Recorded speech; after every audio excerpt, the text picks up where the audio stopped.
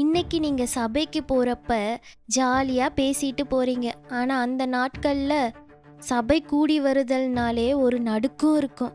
நாங்க எங்க கூடணும்னு தெரியுமா? வீட்ல மட்டும் இல்ல, தேவாலயத்தின் சாலமோன் மண்டபத்துல. அந்த இடம் சும்மா கிடையாது. அங்கதான் பேதுருவும் யோவானும் நின்னப்ப அவங்க நிழல் பட்டதால வியாதிகள் குணமாச்சு. ஏன்னா பழைய ஏற்பாட்டுல தேவாலயத்துக்குள்ள மேகமா இறங்கின அதே தெய்வ மகிமை ஷக்கீனா இப்போ அந்த மண்டபத்துல அப்போஸ்தலர்கள் நடுவுல இறங்கி நின்னுச்சு. நாங்க அப்போஸ்தலர்களை வெறும் அண்ணன் தம்பியா பார்க்கல, அவங்க தான் புதிய இஸ்ரேலின் ஆசாரியர்கள் என்கிற பயம் எங்களுக்குள்ள இருந்துச்சு. அனனியா செத்து விழுந்தப்ப எங்களுக்கு பெரிய அதிர்ச்சி. வாலிபர்கள் அவரை தூக்கிட்டு போய் அடக்கம் பண்ணிட்டாங்க. சரியா 3 மணி நேரம் கழிச்சு சப்பீரா வராங்க. இந்த 3 மணி நேரம் இதுதான் இந்த கதையின் முக்கியமான நேரம்.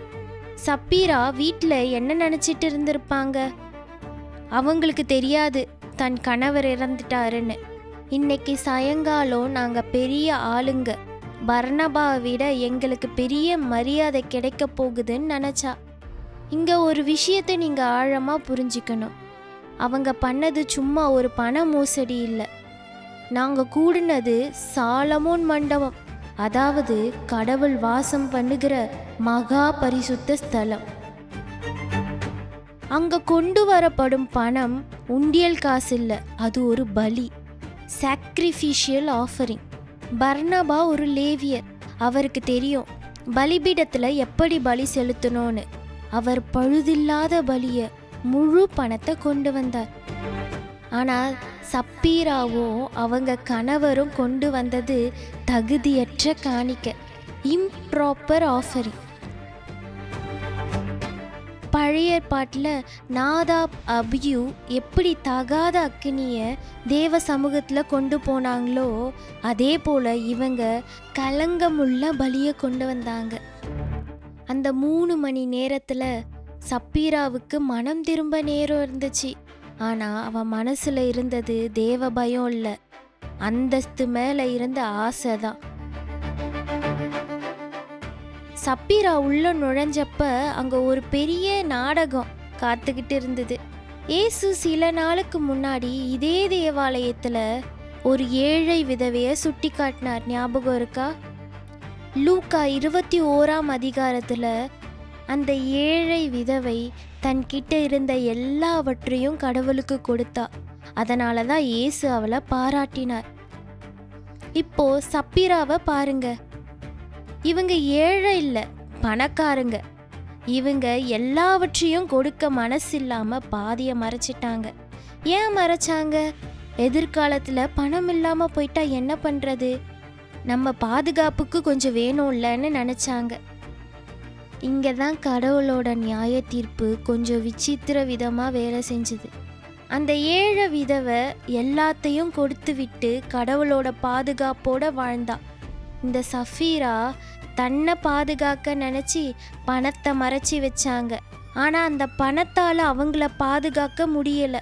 அவங்க கணவரை இழந்து விதவையாக நின்னாங்க. கொடுக்காமலேயே விதவையானால் சப்பீரா. எல்லாமே போயிடோன்னு பயந்து எதை இறுக்கி பிடிச்சாங்களோ அந்த பணமும் அந்த பயமுமே அவங்களுக்கு எதிரியாக மாறிடுச்சு. சப்பீரா உள்ள வந்தப்ப பேதுரு அவங்க கிட்ட ஒரு கேள்வி கேட்டார்.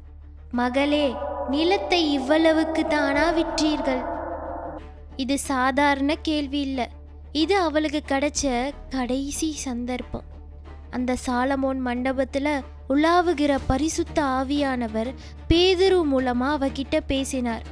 உண்மையா சொல்லிடு சஃபீரா, நீ கொண்டு வந்தது முழுமையான பலி இல்லைன்னு ஒத்துக்கோ, மன்னிப்பு கிடைக்கும். ஆனால் சப்பீரா என்ன பண்ணாங்க?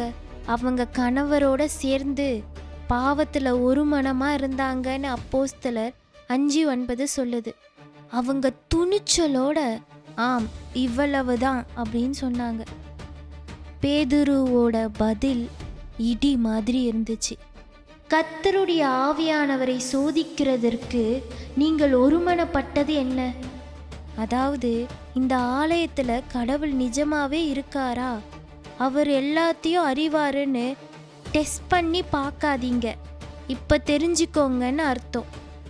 நீங்கள் மனுஷனை ஏமாத்தலாம், ஆனால் தேவ பிரசன்னம் தங்கியிருக்கிற இடத்துல பொய் சொன்னால் அது நெருப்பில் கையை வைக்கிற மாதிரி.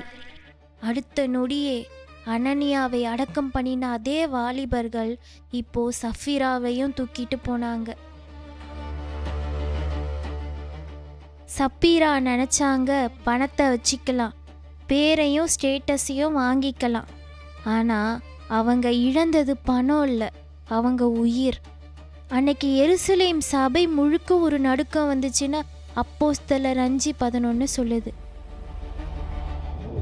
நாங்கள் கற்றுக்கிட்ட பாடம் இதுதான். சபைங்கிறது சும்மா ஒரு சமூக கூட இல்லை, அது ஜீவனுள்ள தேவன் தங்கி இருக்கிற புதிய ஆலயம். அங்கே கொண்டு வர ஒவ்வொரு காணிக்கையும் சுத்தமாக இருக்கணும், இருதயம் உண்மையாக இருக்கணும். சகோதர சகோதரிகளே, நீங்கள் எவ்வளவோ கொடுக்குறீங்கங்கிறது முக்கியம் இல்லை, அந்த ஏழை விதவை மாதிரி மனசில் இருக்க எல்லாத்தையும் கொடுக்குறீங்களா, அதுதான் முக்கியம். தேவனுடைய சந்நிதியில் மாய்மாலம் ஹிப்போக்ரஸி பண்ணாதீங்க, ஏன்னா அவர் அக்கினியானவர்.